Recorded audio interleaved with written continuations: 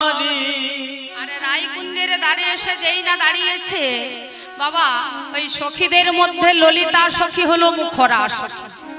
তাই ললিতা বলছো, হে মাধব, বলি দাঁড়াও দাঁড়াও, তুমি কোথায় চলেছ? বলে কেন? ওই কুঞ্জের ভেতর। বলে দাঁড়াও মাধব, কুঞ্জে প্রবেশ করব বললেই তো হবে না। বলি সারা নিশি যে গত হয়ে গেল, তা তুমি সারা নিশি কোথায় ছিলে? এই প্রভাত কালে তুমি এসেছো, তারপর বলো কেনা আমি রায়কুঞ্জে প্রবেশ করব?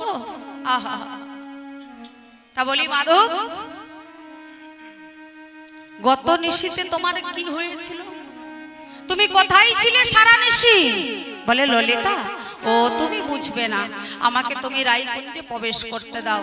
বলে না না মাধব, আগে তোমাকে আমার প্রশ্নের উত্তর দিতে হবে। বলে বলো তোমার কি প্রশ্ন? বলছে জেনিল উৎপল শ্রীমুখ মণ্ডল ঝামর কাহে ভেল। ওগো জেনিল উৎপল শ্রীমুখ মণ্ডল, জেনিল উৎপল শ্রীমুখ মণ্ডল ঝামর কাহে ভেল, ঝামর কাহে ভেল। জেনিল উৎপল শ্রীমুখ মণ্ডল ঝামর কাহে ভেল, ঝামর কাহে ভেল। মদন জরে তনু তাতল, মদন জরে তনু তাতল, জাগরণ নিশি গেল, ওগো জাগরণ নিশি গেল।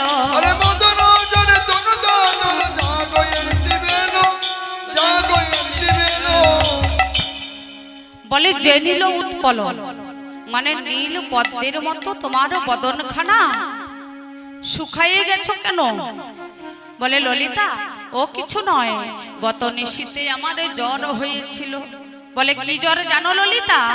আমার গত নিশীতে মদন জ্বর হয়েছিল, আর সেই মদন জ্বরে আমার বদন খানা শুকাইয়ে গেছে। বলে আচ্ছা সে না হয় হলো, এবার বলো তোমার কপালে চন্দনের ভোটার বদলে সিন্দুরের ভোটা কেন? বলে ললিতা, ও এমনই কিছু নয়, আমার মা গিয়েছিল গতকাল গৌরী পুজো করতে, আর গৌরী পুজো করে আমার মা আমার কপালে সিন্দুরের ফোঁটা দিয়েছে। বলে আচ্ছা তা না হয় হলো, এবার বলো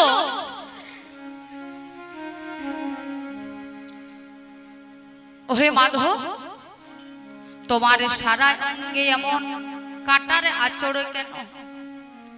সারা অঙ্গে তোমার চেরা চেরা দাগ কেন? বলে ললিতা, কি হয়েছে জানো?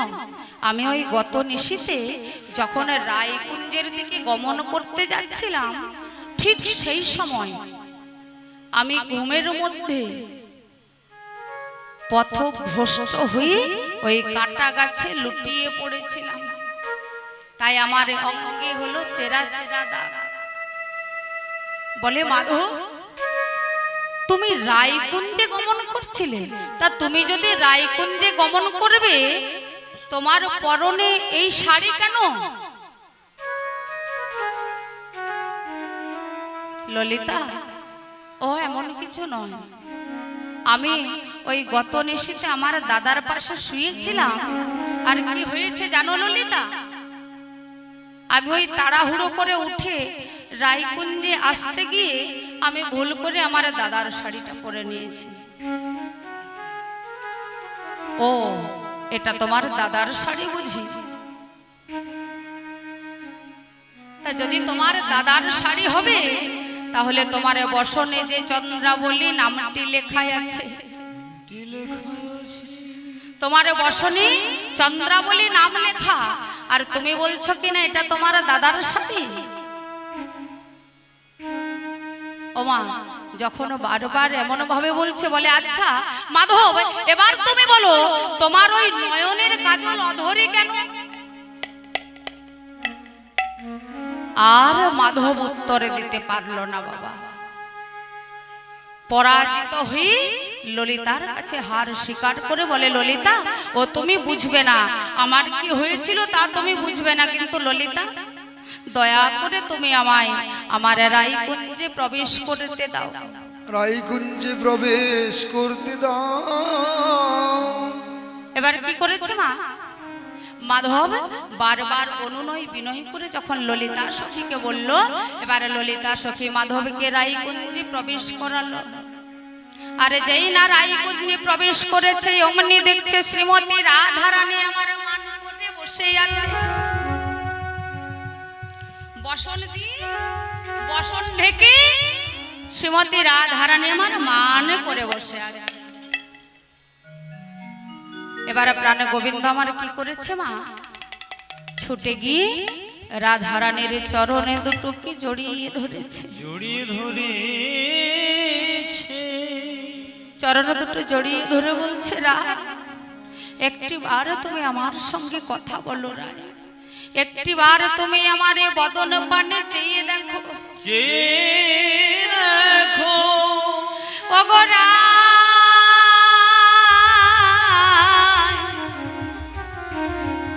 তুমি একটি বার চেয়ে দেখো তোমার মাধব এসেছে।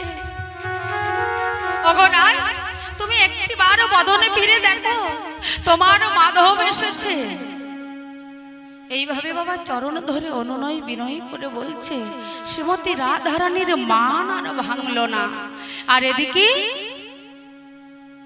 রাধা গোবিন্দের কথোপকথন শুনছে সুখ আর শাড়ি। সুখ হচ্ছে বাবা কৃষ্ণপক্ষ, শাড়ি হলো রাধা পক্ষ।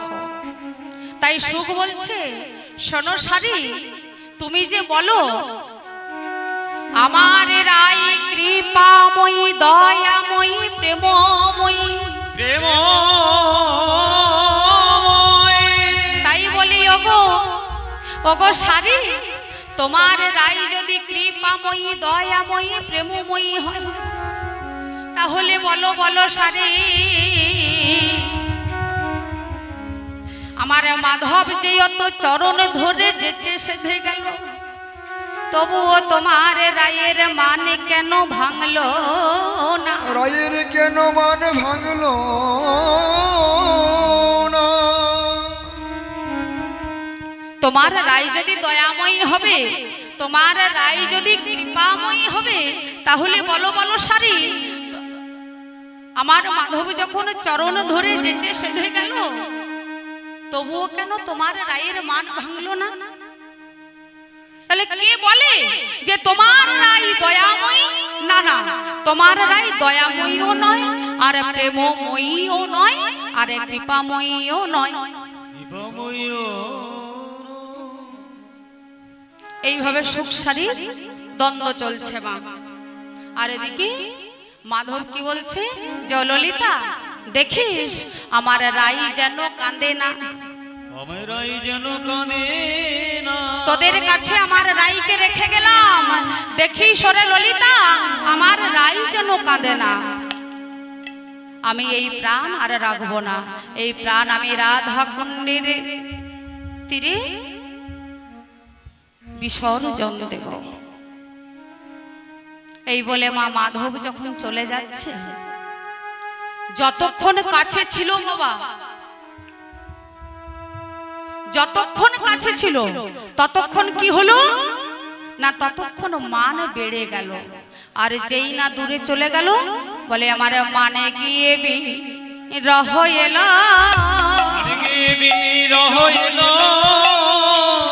মানে গিয়ে রহ এলো,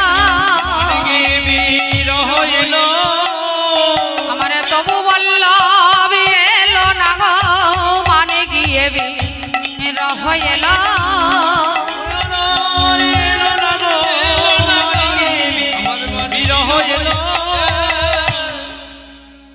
যখন প্রাণবল্লভ দূরে চলে গেল, তখন মানে গিয়ে বিরহ এলো। আরে যেই না মানে গিয়ে বিরহ এসেছে, অমনি ললিতা সখীকে ডেকে বলছে, ওরে ও ললিতা, এক কাজ কর, একবারে বৃন্দাকে ডেকে দে তো। এবারে ললিতা সখী বৃন্দাকে ডেকে নিয়ে এসেছে বাবা। যেই না বৃন্দাকে ডেকে নিয়ে এসেছে অমনি বলে ও বৃন্দা, আমি যে আর প্রাণে ধৈর্য ধরতে পারি না সখী, আমার মাধবকে তুই এনে দে। ও এই কথা, তা আচ্ছা বেশ, আমি তোর মাধবকে এনে দিতে পারি, কিন্তু একটা শর্তে। কি শর্ত? না তোর চরণ ধুলি আমায় দিতে হবে। তাই কি বলছে বা? বলে দে দে পেটি চরণ ধুলা, আনব ব্রজের চিকন কালা।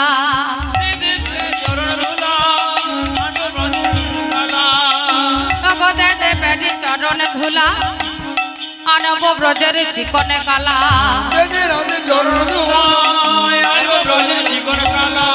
আবার কি বলছে?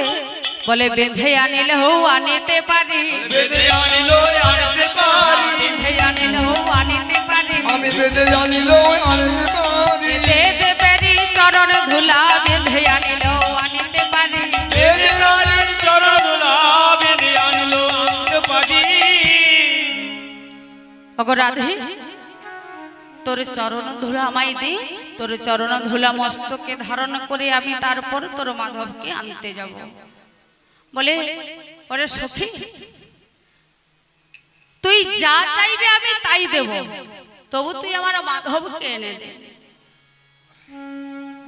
এই বলে বৃন্দা সখী শ্রীমতী রাধারানী চরণ ধুলা মস্তকে ধারণ করে চললেন কোথায়? না সেই রাধা কুণ্ডের দিকে। যেই না রাধা কুণ্ডের তীরে গেছে মাগো, অমনি দেখছে আমার মাধব ধুলোই লুটোপুটি খাচ্ছে। বৃন্দা দেখেও না দেখার ভান করে চলে যাচ্ছে। মা মাধবকে দেখেও না দেখার ভান করে চলে যাচ্ছে। আর এদিকে চতুরের শিরোমণি গোবিন্দ আমার চিনতে পেরেছে। যেই না চিনতে পেরেছে অমনি ডাকছে, বলে ও বৃন্দা, বলে কোথায় চলেছো? শোনো শোনো। মাগো যেই না ডেকেছে অমনি বৃন্দা সখী সামনে এসে দাঁড়িয়ে বলছে, কে তুমি? বৃন্দা, তুমি আমায় চিনতে পারছো না? আমি তোমাদের মাধব। ও বলো কি হয়েছে? কি বলবে আমায় বলো। বৃন্দা, আমি যে আর প্রাণে ধৈর্য ধরতে পারি না, আমি যে আরো পারছি না সখী, তুমি এক কাজ করো, আমাকে আমার রায়ের সঙ্গে মিলাইয়ে দাও। আমার রায়ের সঙ্গে আমায় একটিবার মিলাইয়ে দাও বৃন্দা। ও রায়ের সঙ্গে তোমায় মিলিয়ে দিতে হবে? আচ্ছা বেশ, তবে শোনো, এইভাবে তো রায়ের সঙ্গে মেলানো যাবে না, এই বেশেও হবে না। তাহলে কি করতে হবে? না তোমাকে অন্য বেশ ধারণ করতে হবে। কি বেশ? না তোমাকে যোগী বেশ ধারণ করতে হবে। যোগী বেশ ধারণ করতে হবে তোমায়। বলে বৃন্দা, আমি তো যোগী সাজতে জানি না। তাহলে কি হবে? বলে তুমি এক কাজ করো, যোগমায়াকে স্মরণ করো। যেই না লীলা সহকারিণী মা যোগমায়াকে স্মরণ করেছেন, অমনি মা যোগমায়া ভোলানাথকে পাঠিয়েছে। ভোলানাথ এসে যোগী সাজাচ্ছে। কেমন ভাবে গো? ও গো চূড়া খুলি চুলে আটা, যতনে মাখালো। চূড়া খুলে চুলে আটা, যতনে মাখালো। চূড়া খুলে চুলে আটা, যতনে মাখালো। সাজায় সাজে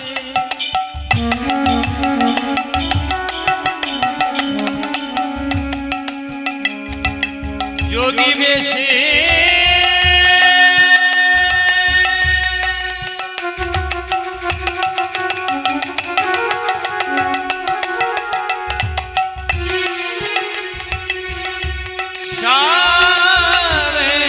সাজে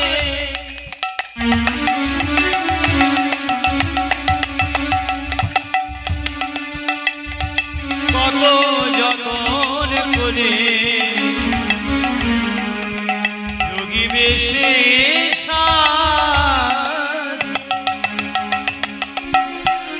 রাধা যতনে মাখালো সাজে রে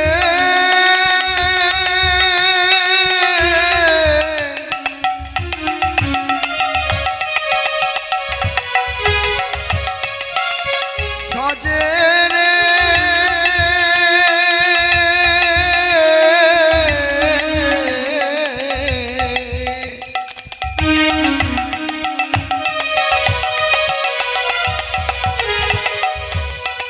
রাধারানী রে ভোলা বল লাগি যোগী সাজে চূড়া খুলে চুলে রাধা যতনে মাখালো চূড়া খুলে চুলে আঠা যতনে মাখানো রাধা যতনে মাখালো চূড়া খুলে চুলে আঠা যতনে মাখিল আমার পাক দিয়ে মনোহর জটা যে বাঁধিল আগ দিয়ে মনোহর জোটা যে বানালো আগ দিয়ে মনোহর জোটা যে বাঁধিল পাক দিয়ে মনোহর জটা যে বাঁধিল ইবা সবা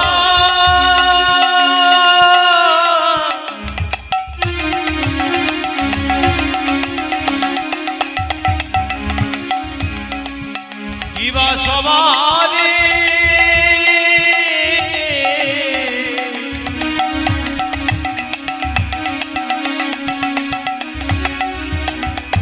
আমরা এমন সবা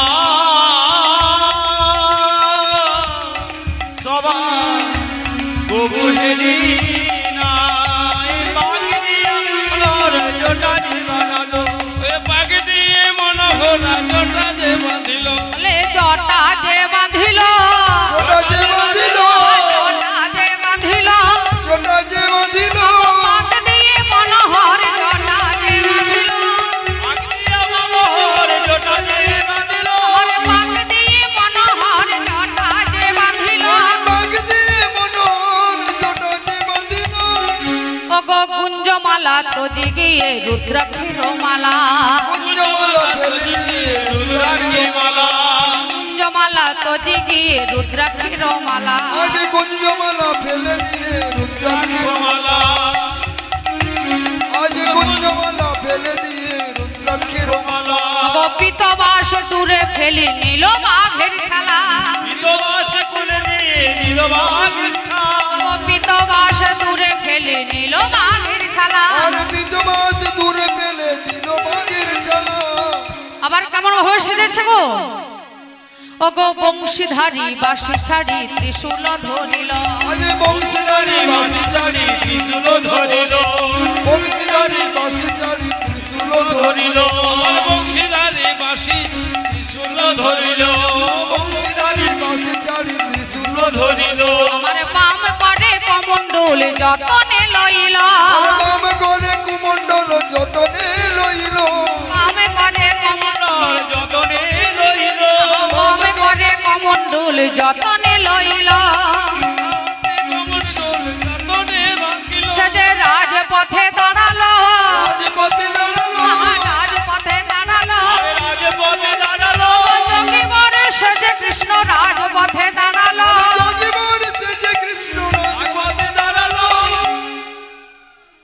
আজ যোগী সেজে কৃষ্ণ আমার রাজপথে দাঁড়িয়েছে রাজপথে দাঁড়িয়ে যোগী সেজে নৃত্য করছে মা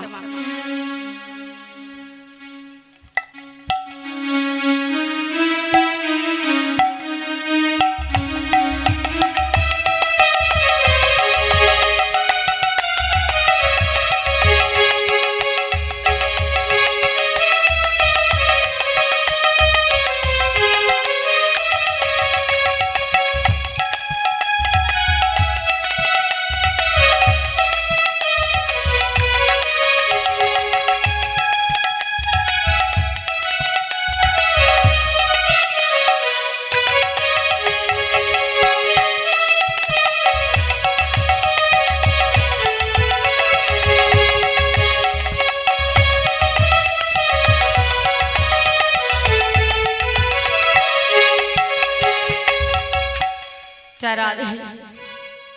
যোগীবর সেজে কৃষ্ণ আমার রাজপথে দাঁড়িয়েছে। এবার বলছে ও বৃন্দা, আমার ঠিকঠাক যোগী সাজা হয়েছে তো? বলে ও আমি বলতে পারবো না। তুই এক কাজ করো, তুমি তোমার মাতা পিতার কাছে যাও, আশীর্বাদ নিয়ে এসো।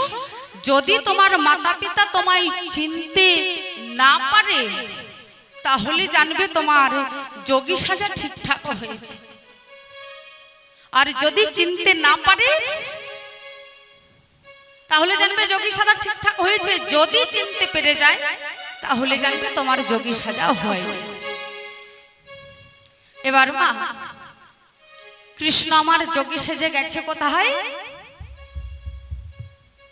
যশোদালয়ে।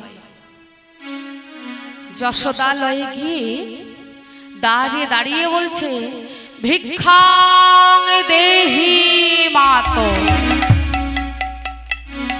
ভিক্ষাং দেহি মাতো।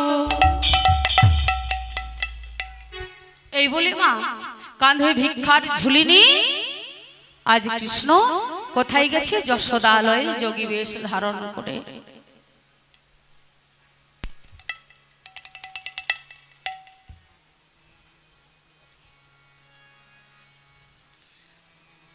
তো যেই না গিয়েছে অমনি মা যশোদা বলছে, বাবা যোগী, এই অল্প বয়সে তুমি যোগী হয়েছো, বলি তোমার মা বাবাই বা কেমন, তোমার পিতা মাতা কেমন যে তুমি এই অল্প বয়সে যোগী সেজেছো? আর যোগী সাজিয়ে তোমাকে বাইরে বের করে দিয়েছে, বলি তোমার মাতা পিতা কেমন? এই বলে মা যশোদা প্রশ্ন করছে যোগীকে। বলে ও বাবা যোগী কোথায় রে তোর ঘর, কে বা তোর মাতা পিতা? ও বাব যোগী কোথারে তোর ঘর, কেবারে তোর ও বাবে যোগী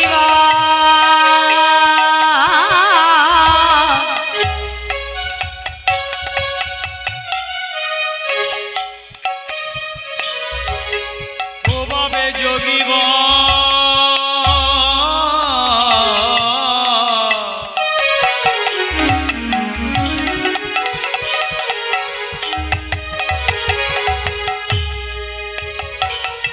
কোথায় তব তোর ঘর?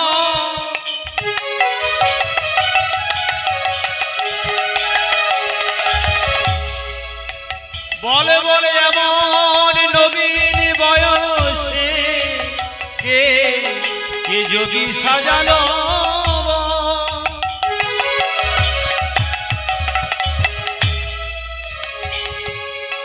বলে হরি বল, হরি বল, হরি বল।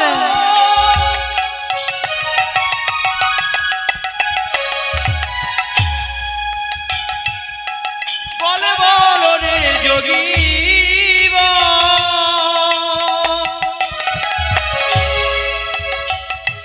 এমন ভাবে কে তোর যোগী সাজালো? বল যোগী বুঝলাম তো তোর মানাই যোগী, ওরে ও ভাবে যোগী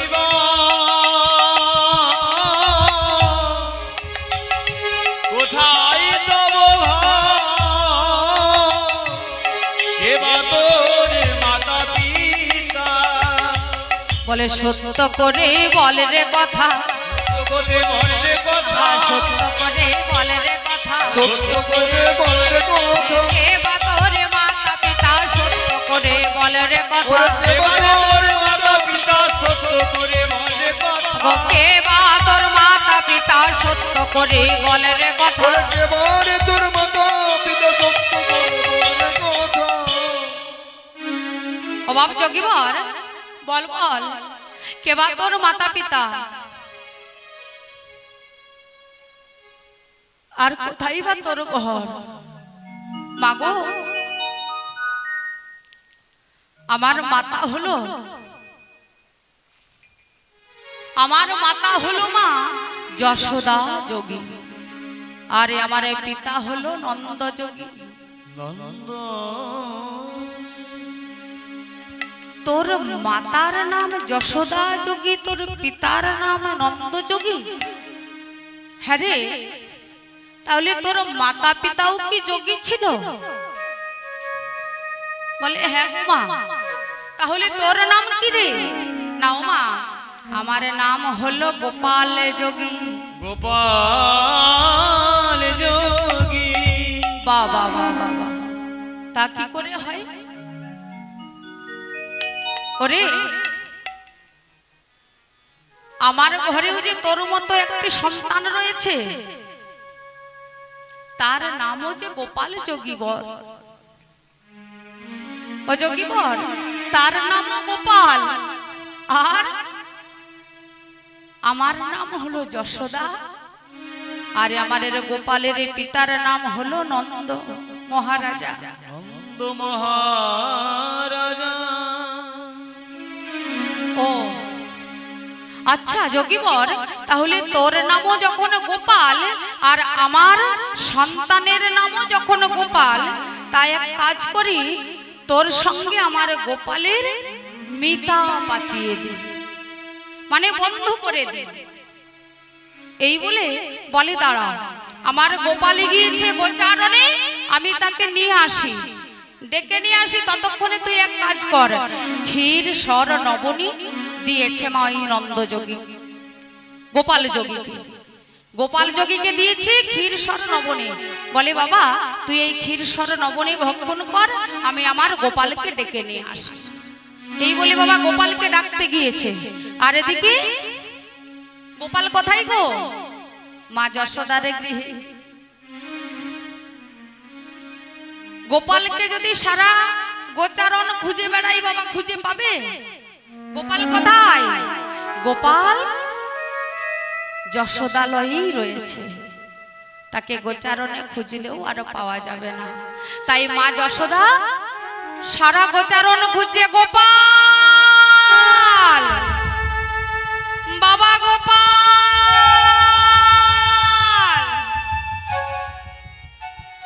গোপাল গোপাল বলে সারা গোচারণ খুঁজে বেরিয়েছে। মা আমার গোপালকে খুঁজে পেল না। এবারে ফিরে এসে বলছে, বলে ও যোগীবর, আমি আমার ছেলেকে এখন খুঁজে আনতে পারলাম না বাবা, তুই এক কাজ কর, তোকে যে ক্ষীর সর নবনী ভক্ষণ করতে দিয়েছিলাম, ওই প্রসাদ একটুখানি আমায় দিয়ে যা বাবা, কারণ আমার গোপাল আসলে ওই প্রসাদ আমি আমার গোপালকে দেব, আর ওই প্রসাদ আমিও নেব। বাবা চতুরের শিরোমণি গোবিন্দ আমার মনে মনে ভাবলেন, মাতা হয়ে সন্তানের উচ্ছিষ্ট খেতে পারে মা। আমরা সন্তানকে যখন ভালো করে খাবার তৈরি করে খাওয়াই, অবশিষ্ট খাবার যেটা পড়ে থাকে আমরা মায়েরা কি করি মা, সেই অবশিষ্ট খাবারটুকু আমরা নিজেরা খেয়ে নিই, যাতে না লোকসান হয়ে যায় কি মা। কিন্তু মা গো, গোপাল যোগী মনে মনে ভাবছে যে সন্তানের উচ্ছিষ্ট খাবার মা খেতে পারে, এটো খাবার খেতে পারে, কিন্তু সেটাকে প্রসাদ হিসেবে গ্রহণ করতে পারে না।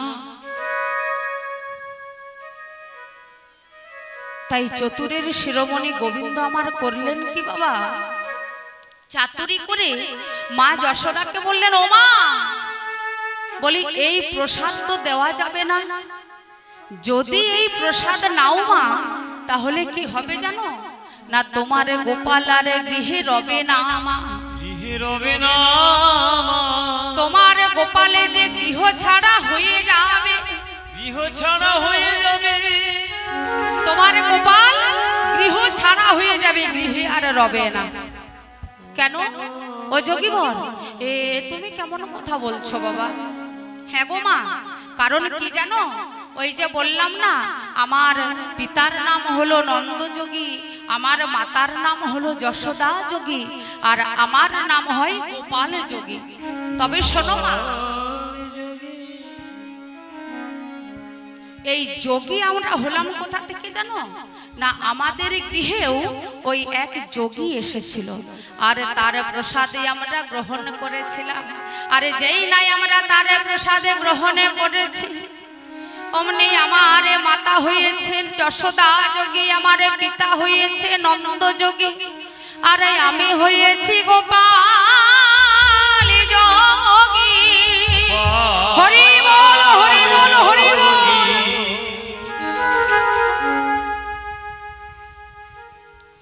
এই বলে প্রসাদটা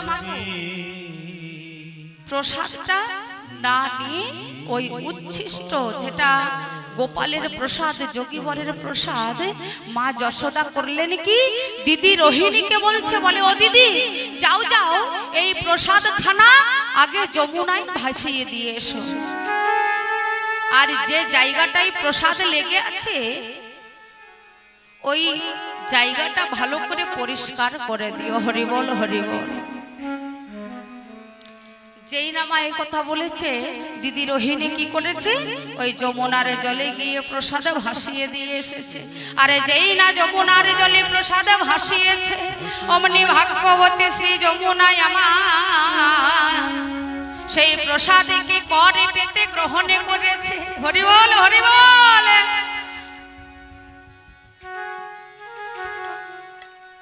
ভাগ্যবতী শ্রী যমুনা সেই প্রসাদটিকে কর পেতে গ্রহণ করে নিল। কি না ভগবানের প্রসাদ। কিন্তু বাবা, মা তো গোপালকে চিনতে পারলো না। এবার মায়ের চরণ ধুলা মস্তকে ধারণ করে গোপাল চললেন সেই আয়ানে গৃহ যাবট নগর রায়কুঞ্জে। আর যেই না রায়কুঞ্জে গিয়েছে, ভিক্ষাং দেহি, ভিক্ষাং দেহি বলে রায়কুঞ্জে যেই প্রবেশ করেছে মা, অমনি হয়েছে কি, রায়কুঞ্জে প্রবেশ করা মাত্রই মা জটিলা বলছে, বলে বাড়িতে যোগী এসেছে, ভিক্ষা তো দিতেই হবে। আর এই সময় যদি বাড়ি থেকে কোনো ভিখারি যোগী যেই আসুক না কেন, যদি ফিরিয়ে দেওয়া হয়, তাহলে কি হয় মা? কি হয় গো? সংসারে অমঙ্গল হয়। তাই মা জটিলা আমার কি করেছে না, মা জটিলা কুটিলাকে বলছে, ও কুটিলা, তুই যা তো মা, ওই যোগীবরকে কিছু ভিক্ষা দিয়ে আয়। কুটিলা কি করেছে মা, ভিক্ষার পাত্রটিকে সাজিয়ে নি, ভিক্ষার পাত্র সাজিয়ে যোগীবরকে ভিক্ষা দিতে গেছে। আরে যেই না যোগীবরকে ভিক্ষা দিতে যাবে, অমনি কি হয়েছে, সাথে সাথে যোগীবর বলে উঠলো, দাঁড়াও, আমি তোমার হাতে ভিক্ষা গ্রহণ করব না। কেন যোগীবর, তুমি আমার হাতে ভিক্ষা গ্রহণ করবে না কেন? বলে শোনো, যে কিনা জগৎ পতিহীনা নারী, যে পতিহীনা নারী, আমি তার হাতে ভিক্ষা গ্রহণ করি না। কারণ মাগো কুটিলা, তিনি তো সারা জীবন যুগ যুগ ধরে কৃষ্ণ বিদ্বেষী কুটিলা ছিলেন। হ্যাঁ, কৃষ্ণ বিদ্বেষী কুটিলা, কৃষ্ণ ভজন সাধন কোনোদিন করতো না। তাই বলছে, শোনো, যে পতিহীনা নারী, তার হাতে আমি ভিক্ষা গ্রহণ করি না। কিন্তু মাগো কুটিলা বুঝলো অন্যরকম। হ্যাঁ, কারণ সে বুঝেছে আমার তো পতি নাই, তাই মনে হয় যোগীবর আমার হাতে ভিক্ষা গ্রহণ করবে না। কিন্তু মা, এখানে ভগবান শ্রীকৃষ্ণ আমার কি বোঝাতে চেয়েছেন, জগতের জীবকে, যে জগৎপতি ভজনা করে না, আমি তার হাতে ভিক্ষা গ্রহণ পর্যন্ত করি না। তাই গৌর হরি। তাহলে মা, কৃষ্ণ ভজনা, কৃষ্ণ সাধনা বড় গুরুত্বপূর্ণ। সবার আগে এটা দরকার, গুরু ভজনা, গৌর ভজনা, গোবিন্দ ভজনা। না হলে কোনো ভিখারিও আমাদের হাতে ভিক্ষা গ্রহণ করবে না। তাই মাগো প্রত্যেকের কাছে অনুরোধ, দিনান্তে অন্তত একটিবার কৃষ্ণ ভজনা করবেন। জয় রাধে। তা মাগো এবার কুটিলা ফিরে গেছে, বলে ও মা, যোগীবর আমার হাতে ভিক্ষা গ্রহণ করবে না। বলে যে কিনা পতিহীনা নারী, আমি তার হাতে ভিক্ষা গ্রহণ করি না। বলে ঠিক আছে, তাহলে তুই এক কাজ কর, বৌমাকে ডেকে দে, বৌমা গিয়ে ভিক্ষাটা দিয়ে আস। এবারে যেই না বৌমা গিয়েছে ভিক্ষার পাত্রটি নিয়ে ভিক্ষা দিতে, মা অমনি চতুরের শিরোমণি গোবিন্দ আমার শ্রীমতী রাধারানী তখনও চিনতে পারলেন না। চতুরের শিরোমণি গোবিন্দ আমার করলেন কি না, শ্রীমতী রাধারানী যখন ভিক্ষা দিতে যাবে বলে দাঁড়াও দাঁড়াও, আমি তোমার হাতে ভিক্ষা গ্রহণ করব না, কারণ তোমার হাতে যে রেখা দেখছি ওই রেখার মধ্যেই অমঙ্গলই আছে। কি অমঙ্গল না, আমি যদি তোমার হাতে ভিক্ষা গ্রহণ করি তাহলে তোমাকে পতিহারা হতে হবে, পতিহারা হতে হবে। তোমার গৃহে আ নামে যদি কেউ থাকে তার অমঙ্গল হবে। তাহলে বাবা আ নামে কে আছে গো? শ্রীমতী রাধারানীর স্বামী কে মা? হ্যাঁ,